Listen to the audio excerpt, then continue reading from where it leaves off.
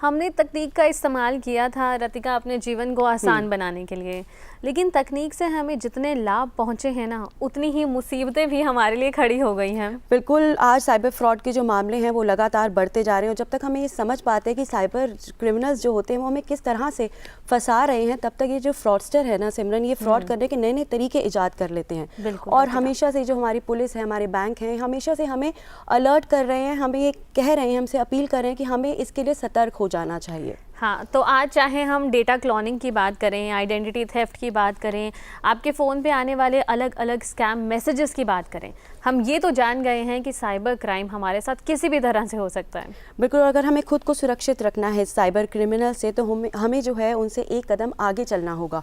और ये तभी संभव है कि जब हमें ये पता हो कि साइबर फ्रॉड्स के तरीके क्या क्या होते हैं, ताकि अगर कोई हमारे साथ फ्रॉड करने की कोशिश करे तो हम पहले से ही सतर्क हो जाएं।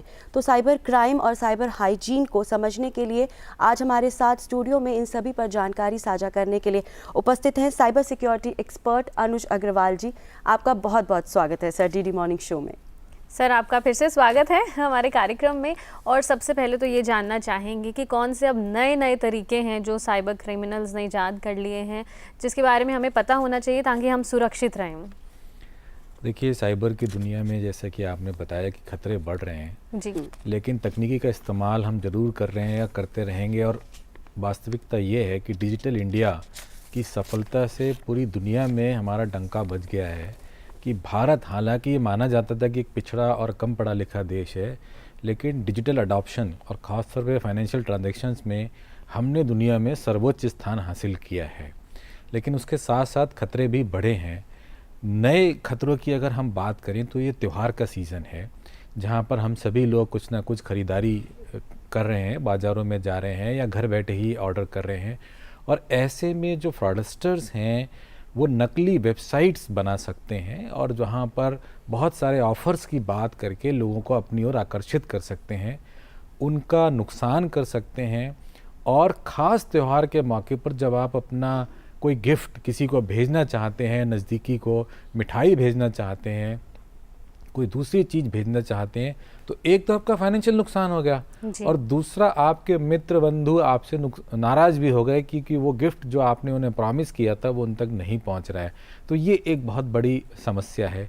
इसके अलावा हमारे देश में अगर हम दूसरा एक पहलू देखें, यूथ यानी यंग लोगों की हमारी एक बहुत बड़ी संख्या है जो हमेशा मूवमेंट में रहते हैं, नई नौकरियों, नए अवसर की तलाश में रहते हैं। और ऐसे बहुत सारे सोशल मीडिया के माध्यम से चैनल चल रहे हैं, टेलीग्राम और व्हाट्सएप वगैरह पे, जो यूथ को भरमा के उनको नौकरी या दूसरे तरह के व्यापार इत्यादि का झांसा दे के उनके पास जो भी जमा पूंजी है उसको लूट रहे हैं।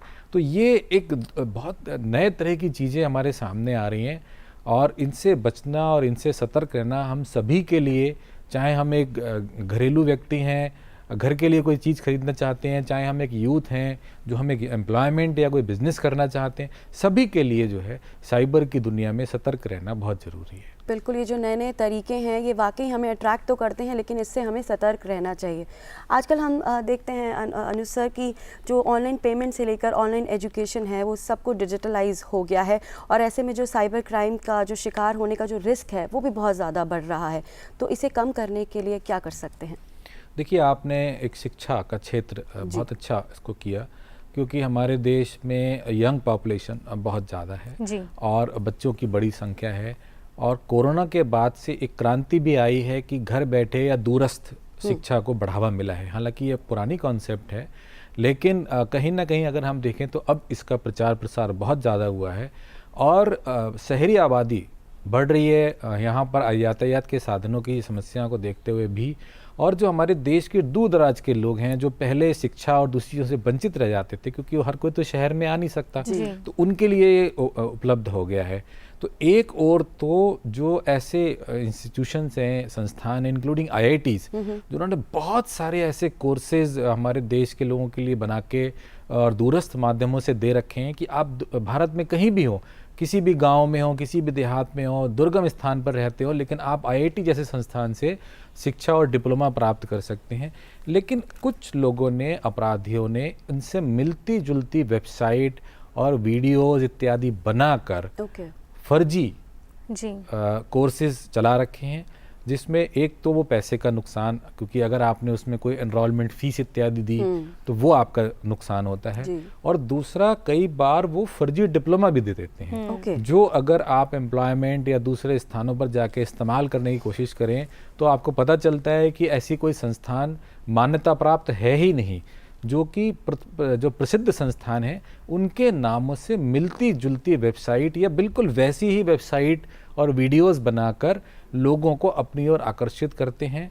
और थोड़ी सी असावधानी, जैसे अगर हम बैंकिंग की बात करें थोड़ी देर के लिए, तो SBI की अगर वेबसाइट है sbiindia.com, उसमें एक करेक्टर का हेर फेर करके और बिल्कुल सेम लेआउट उसी लोगों के साथ अगर वेबसाइट बनाई जाए तो लोगों को कहीं ना कहीं धोखा हो जाता है। और उस तरह की वेबसाइट से जब वो इंटरेक्शन करते हैं किसी भी क्षेत्र में तो उनको नुकसान होता है, फाइनेंशियल लॉस भी होता है। इसके अलावा मेंटल टॉर्चर भी जिसको हम कह सकते हैं, क्योंकि जिस प्रकार की सुविधा का, जिस प्रकार की शिक्षा का वो प्रयास कर रहे हैं, उम्मीद कर रहे हैं, वो उनको नहीं मिलती है। तो सर, जैसा कि आपने बताया कि बिल्कुल सेम क्लोन कर लेते हैं, वो उसी तरह की वेबसाइट्स बना लेते हैं।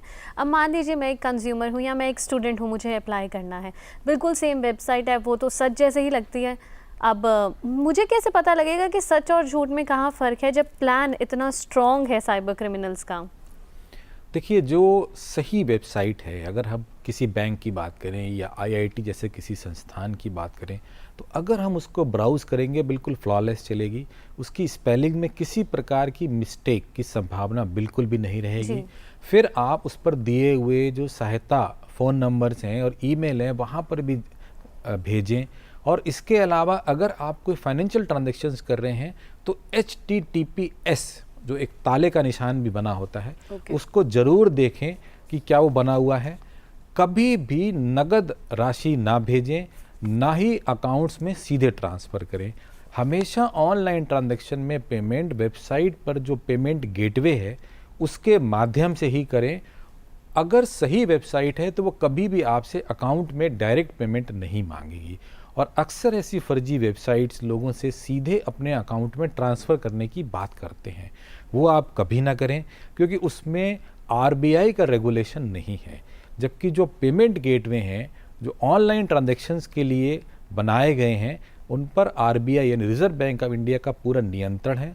उनके द्वारा वो लाइसेंस्ड हैं और वहाँ पर ग्रीवांस रिड्रेसल की एक मैकेनिज्म है कि अगर आपके साथ कोई ऐसी वेबसाइट जुड़ जाती है जो कि फ्रॉडुलेंट है, यानी कि आपको सामान खरीदने के बाद सामान की सप्लाई नहीं करती है, सेवा खरीद देने का वादा करके कोई आपको टिकट या एजुकेशन नहीं देती है, तो वो आपको पैसा वापस करेंगे। उसके बारे में RBI के बिल्कुल स्पष्ट गाइडलाइन है। तो कभी भी हम डायरेक्ट पेमेंट अकाउंट में ना करें, पेमेंट गेटवे के थ्रू जाएं।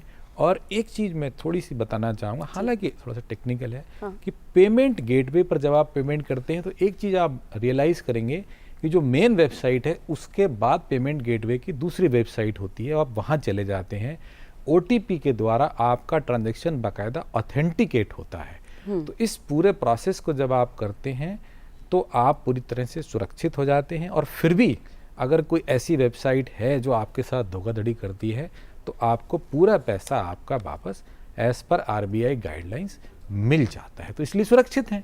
जी बिल्कुल। तो अगर हम ये समझे, जो हम अपनी ऐप्स डाउनलोड करते हैं बैंक्स की जिसमें हम पैसे ट्रांसफ़र करते हैं, तो दे आर सेफ? बिल्कुल। डिजिटल इंडिया के आने के बाद बहुत सारे तकनीकी सुविधाएं भारत में आई हैं, जैसे UPI आपने जरूर सुना होगा। तो UPI एक ऐसा तकनीक है जो सिर्फ भारत के पास है और अब दूसरे देश इसको लेना चाहते हैं। इनफैक्ट कुछ देशों के साथ हमारा समझौता पहले ही हो चुका है।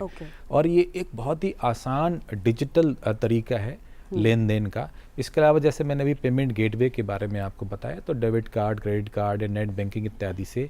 और भारत सरकार भी अपनी सभी वेबसाइट्स पर जहाँ चाहे कर लेना देना हो या किसी प्रकार की आपको सरकारी सुविधा लेनी हो, तो ये बिल्कुल सुरक्षित है।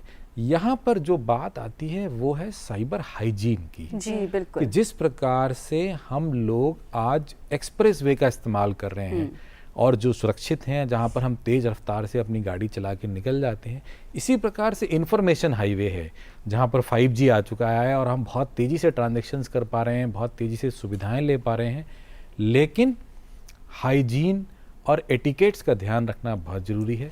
तो इस साइबर हाइजीन का इस्तेमाल करके हम अपने आप को सुरक्षित कैसे रख सकते हैं? बिल्कुल आपने सही कहा, जिस प्रकार से ट्रैफिक नियमों का हम पालन करें और अपनी यात्रा को सुरक्षित करते हैं, इसी प्रकार से इस इंफॉर्मेशन हाईवे पे अगर हम अपने कुछ बेसिक नियमों का पालन करें तो हमारी यात्रा, इंफॉर्मेशन यात्रा, हमारी फाइनेंशियल यात्रा बिल्कुल सफल भी होगी और सुरक्षित भी होगी। जैसे सोशल मीडिया पर आने वाले लिंक्स को जिस पे कि बहुत बड़े बड़े ऑफर दिए जाते हैं, उनको क्लिक ना करें, उनसे बचें, क्योंकि अक्सर साइबर अपराधी ऐसे लिंक्स के माध्यम से मैलवेयर या वायरस आपके फ़ोन में या आपके कंप्यूटर में भेज देते हैं, जहां से आपकी निजी फाइनेंशियल जानकारी चोरी हो जाती है और उसका ही इस्तेमाल करते हुए ये साइबर अपराधी आपके बैंक अकाउंट को खाली करते हैं।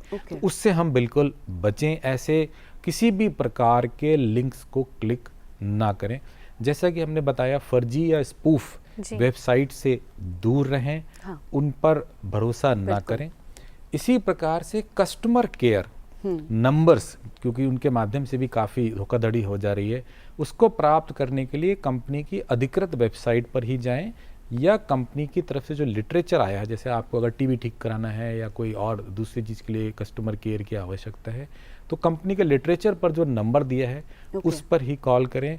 और जो सबसे गोल्डन रूल है कि अपना OTP यानी वन टाइम पासवर्ड जो आपके फ़ोन पर आता है उसे किसी भी स्थिति में शेयर ना करें। वो आपके साइबर खजाने की चाबी है, उसे आपको किसी को नहीं देना। जी, और सर जैसे आपने बताया साइबर फ्रॉड की हम बात कर रहे हैं और अब बहुत अलग अलग तरह के नए नए तरीके भी बता रहे हैं जिससे लोगों के साथ फ्रॉड होते हैं।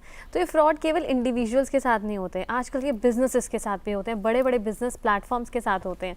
तो बिजनेसेस को ऐसी कौन सी बेस्ट प्रैक्टिसेस फॉलो करनी चाहिए ताकि उनके कस्टमर्स सुरक्षित रहें? आपने बहुत अच्छा प्रश्न किया, और अब ये कानूनी बाध्यता भी सभी बिजनेसेस के लिए हो गई है, क्योंकि हमारा DPDP act, digital data protection act 2023 parliament में पास हो चुका है। तो इसके लिए कानून में ही ये बताया गया है कि हम टेक्निकल और ऑर्गेनाइजेशनल मेजर्स यानी एक IT security, cyber security policy बनाएं और जो बेसिक साइबर टूल्स हैं, हाइजीन है, उसकी शिक्षा सभी कर्मचारियों को दें और उसका पालन करें। तो निश्चित रूप से हमारे कॉर्पोरेट्स और बिजनेस भी पूरी तरह से साइबर सुरक्षित हो जाए। बिल्कुल, थैंक यू सो मच। तो दर्शकों, जैसे अभी आपने जाना कि कैसे साइबर क्राइम के करने के जो अलग अलग तरीके हैं और साइबर हाइजीन से का इस्तेमाल करके हम अपने आप को कैसे सुरक्षित रख सकते हैं, और ये जानकारी हमारे साथ साझा कर रहे थे साइबर सिक्योरिटी एक्सपर्ट अनुज अग्रवाल जी।